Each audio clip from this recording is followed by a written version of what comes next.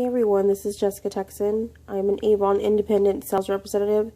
I've been asked by a lot of Avon reps how I keep track of all my customers, and I'm going to show y'all the method that I use, and if y'all like to use it, feel free to use it. I uploaded some files into Molly's group on Word No Matter What, and there's only one form that I did not upload, but it's super easy for you to make on Microsoft Word. All you have to type is the words and then click, we'll hold down the shift key with the underscore key to make the lines, and that is it. Let's get started.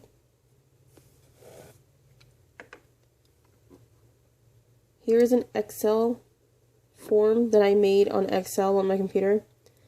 This is an example that I'm going to be showing y'all, and this is not the city, state, all this stuff. It's just made up. It's an example. That way nobody will stalk me.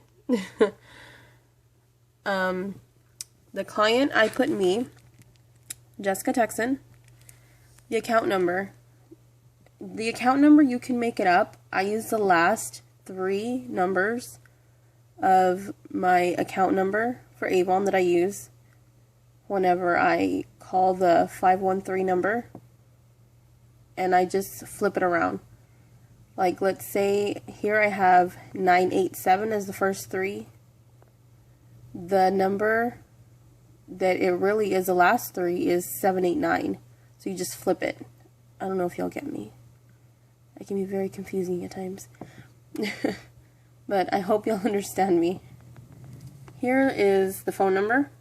Put your customer's phone number, their address, the city, state, zip code, and whether your customer would like an English or Spanish book, put that. It really matters when you put that. You don't want to give the customer the wrong book and then they're like, I did not understand this book, it was in a different language, so I'm not able to order, and then you lose some sales. You don't want to do that. Okay, now let me show you my binder. I got a big binder from Walmart. I didn't get it big enough because I already filled it up and it's like overfilled. But this is what I have as the front. It's just a printed sheet of paper inside this little plastic thing. See? Here's the sheet of paper somewhere in here. Yeah, see? Paper. And I put Avon client files. And I have their contact information, brochure delivery, and order form. I'm going to show y'all what that is right now.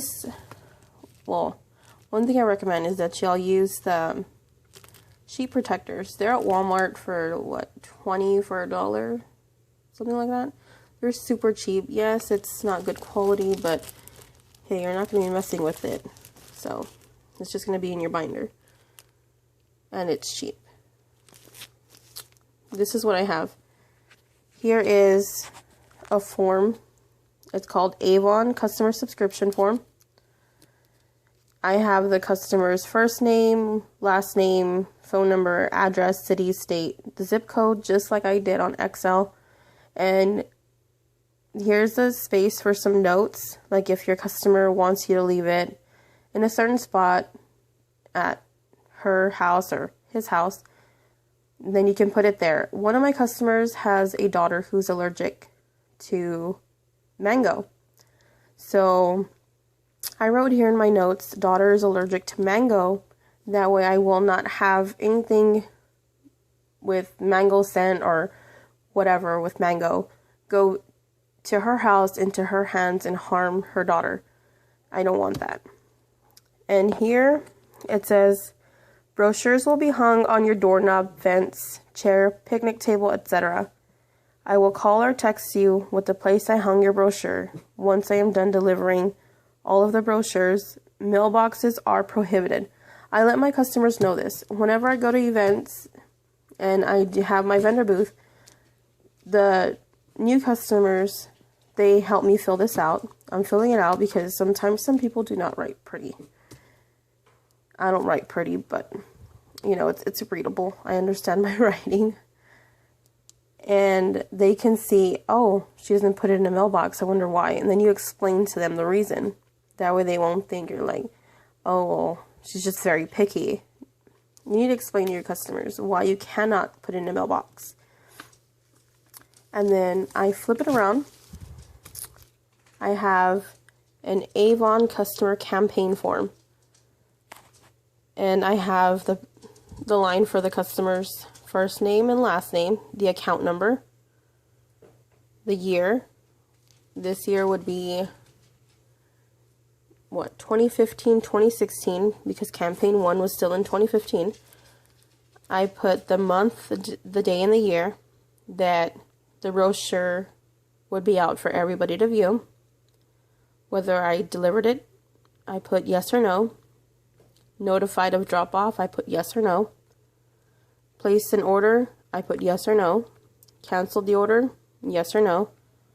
And the product total if they spent any money in that campaign. You total all that up. And, whoa, excuse my dog. You put the cost of brochures at the bottom. You tally up how many brochures that you gave the customer. That way you'll know how much you spent on the customer.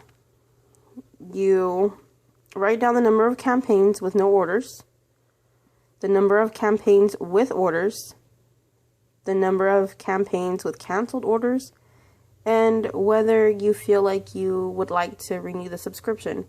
By renewing the subscription, you can either give the customer new brochures starting with the beginning of the campaign, which is campaign 1. And if you decide to, then you put yes. If not, then no.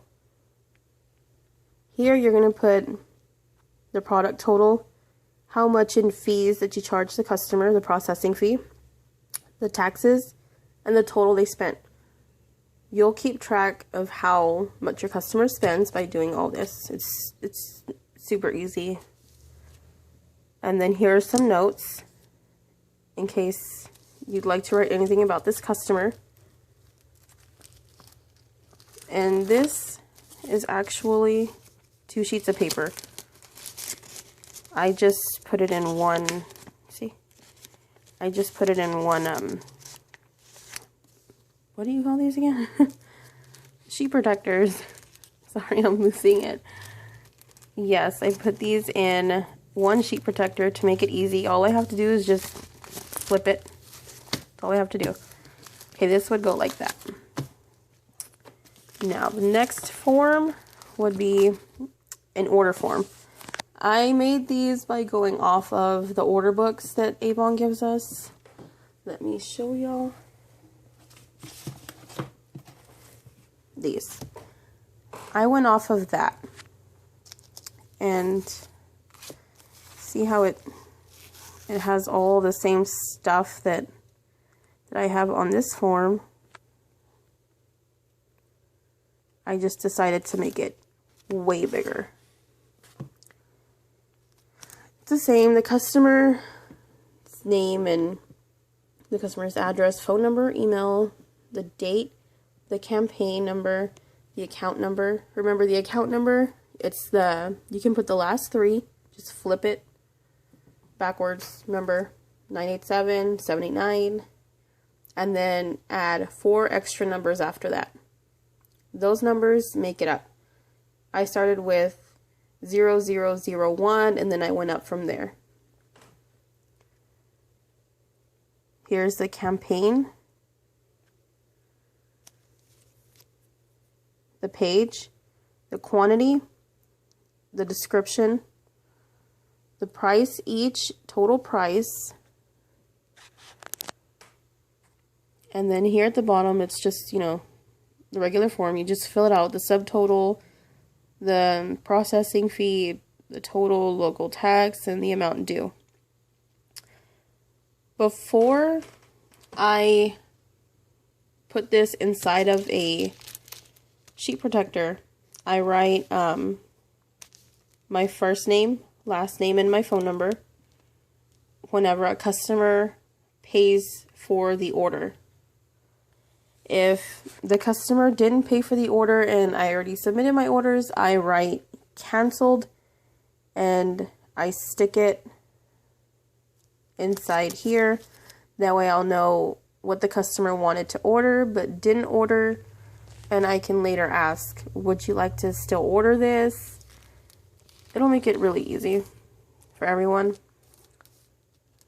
And I have side boxes on the side of my desk, and I put forms in there.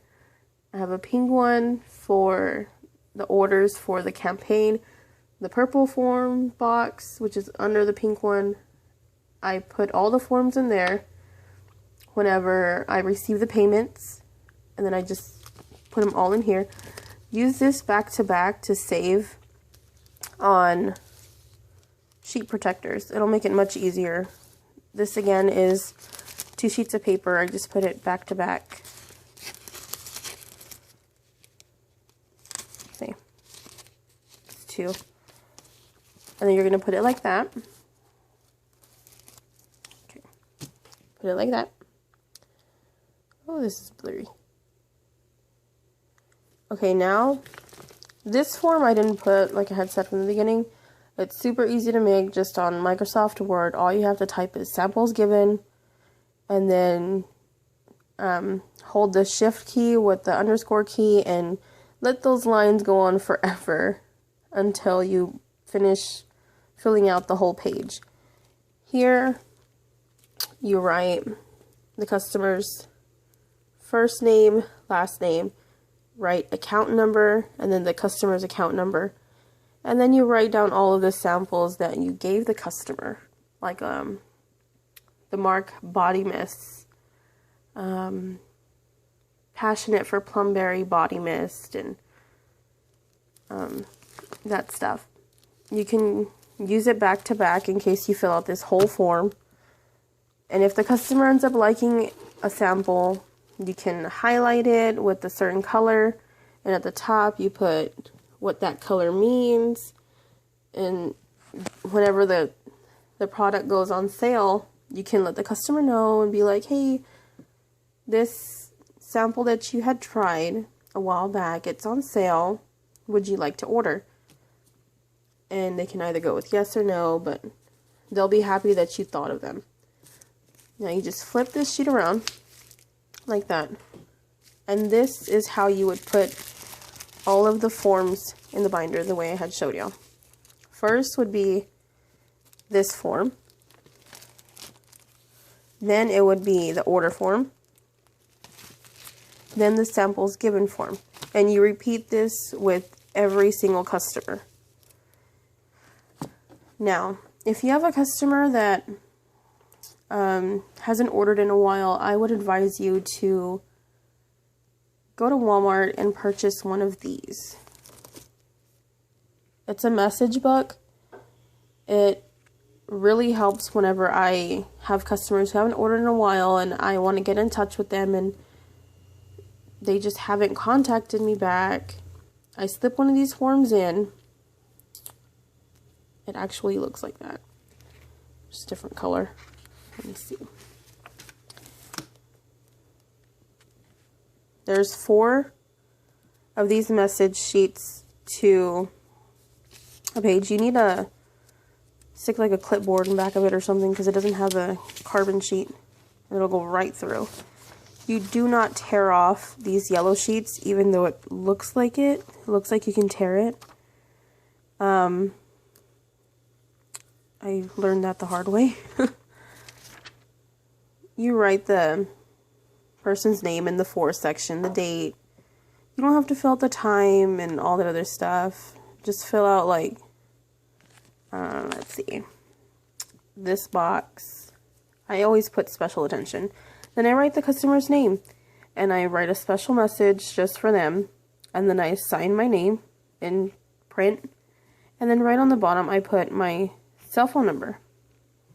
And I just stick it in the clear literature bag whenever I deliver a brochure. And here is one more thing, if I can find it. Okay. These, I used this stuff from Walmart. There's different colors you can use. And I always use it to try to get my customers' attention when I try to send out a flyer to them. A letter, a note, something. Here I printed for my customers a due date form. It'll have the campaign you can still order from and the date you can order by. Like right now I'm on campaign 4. So my order date goes in the 31st. But you can still order from campaign 4 in these dates. You see that? And whenever how do you say this? Like say we're on this date already. Just scratch it out. And then move on to the next one. It's really easy. Just tell your customers to hang it on the fridge, and I put my information on the bottom. That way if the customer does have it on the fridge and he or she has company over and they're like, oh, what's this? And then it has your information on there and they can contact you. It's advertising. It's all about advertising. And your customers will not get confused. I made this with, you know, thinking about all my customers, because I get calls and texts a lot about when the orders are due and stuff like that. And so this made it easy for my customers to see when they can still order from. And that sums up this video. I will be making more videos probably later within next month, depending. But thank you all for watching.